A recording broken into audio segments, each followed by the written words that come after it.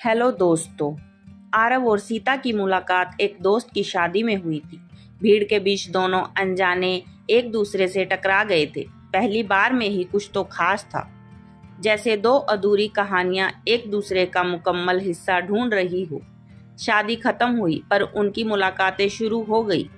Park की bench हो या लाइब्रेरी का कोना, बारिश में भीगती सड़कें हो या चाय की टपरी, हर जगह उनकी हंसी गूंजने लगी। सीता कहती है, अगर प्यार एक कहानी है तो मैं चाहती हूँ कि हमारी कहानी कभी खत्म न हो।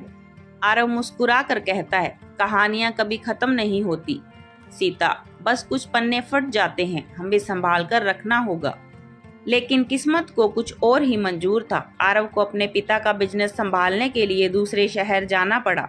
वादे बहुत किए थे, हर रोज फोन पर बातें, हर महीने मुलाकातें, लेकिन फासले धीरे धीरे बढ़ते गए। समय, जिम्मेदारियां और दूरी दोनों के बीच एक दीवार खड़ी कर दी। एक दिन सीता ने आखिरी मैसेज भेजा, मैं जानती हूँ हम एक दूसरे से प्यार करते हैं, पर शायद अब हमारी राहें अलग हैं। खुश रहना आरव। आरव ने मैसेज पढ़ा, फोन गिरा दिया। दिल टूटा मगर मजबूरी ने उसे चुप करा दिया।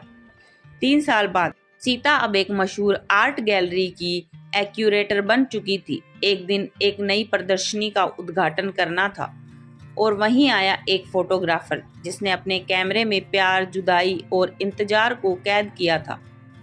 वो फोटोग्राफर था आरव।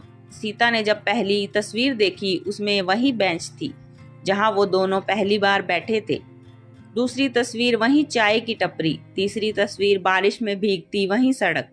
सीता की आंखों में आंसू आ गए। भीड़ के बीच से निकलते हुए वह सीधे उस इंसान के सामने खड़ी हो गई जिसने उसके दिल के हर टुकड़े को तस्वीरों में सजाया था।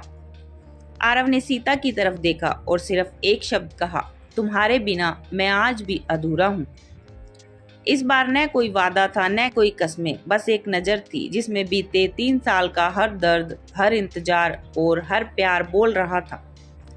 सीता ने बिना कुछ कहे आयुष का हाथ थामा और इस बार दोनों ने तय किया कि अब कहानी में कोई फटा पन्ना नहीं होगा, केवल एक हमेशा साथ चलने वाली दास्तां होगी। बात ने जैसे रुकी हुई धड़कनों को फिर से जिंदा कर दिया था, लेकिन इस बार वक्त ने दोनों को बदल दिया था। सीता अब पहले जैसी नाजुक नहीं रही थी, उसने खुद को मजबूत बना लिया था।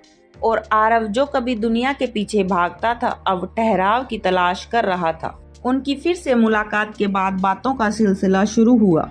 कॉफी की उन पुरानी खुशबुओं में, चुपचाप कहे गए अधूरे अल्फाजों में और उन अनगिनत नजरों में सब कुछ वापस था। लेकिन अब दोनों के दिलों में एक ही सवाल था, क्या हम फिर से एक हो सकते हैं? आरव ने सीता को एक दिन वही पुरानी बेंच पर बुलाया जहां उनकी पहली मुलाकात हुई थी। उसने अपनी डायरी निकाली जिसमें पिछले 3 सालों में हर दिन, हर रात, हर याद को शब्दों में समेटा था। सीता चुपचाप सुनती रही, उसकी आंखों से आंसू बहते रहे। आरव बोला, सीता, हम अधूरे नहीं हैं। हम अधूरे तब थे जब दूर थे, अब हम साथ हैं। अगर तुम कहो तो हर दिन तुम्हें पूरा करूं, हर ख्वाब में तुम्हारा नाम लिखूं। सीता ने हंसते हुए कहा, तो फिर देर किस बात की है, चलो एक नई कहानी शुरू करें। उनकी शादी साधारण नहीं थी, यह सिर्फ रस्मों का मेल नहीं बल्कि 2 आत्माओं का मिलन था। पुराने स्कूल के दोस्त, चाय वाले अंकल, वो बुक स्टोर वाले चाचा, सब आए थे। सीता ने वही रंग का लहंगा पहना जो कभी आरव ने मजाक में कहा था, तुम इस रंग में परी लगोगी। आरव ने अपनी शेरवानी में छोटी सी जेब में अब भी वही पहली छोटी सी तस्वीर रखी थी, सीता की। शादी की रात तारों से सजी छत के नीचे सीता ने आरव से पूछा, अगर कल सब कुछ बदल जाए तो? आरव ने मुस्कुराकर जवाब दिया, जब तुम साथ हो तो दुनिया चाहे बदल जाए, मेरे लिए सब कुछ सही रहेगा। शादी के बाद दोनों ने एक छोटा सा घर लिया जहां दीवारों पर उनकी खींची हुई तस्वीरें थी, फर्श पर किताबों के ढेर और खिड़कियों पर फूलों की बेलें।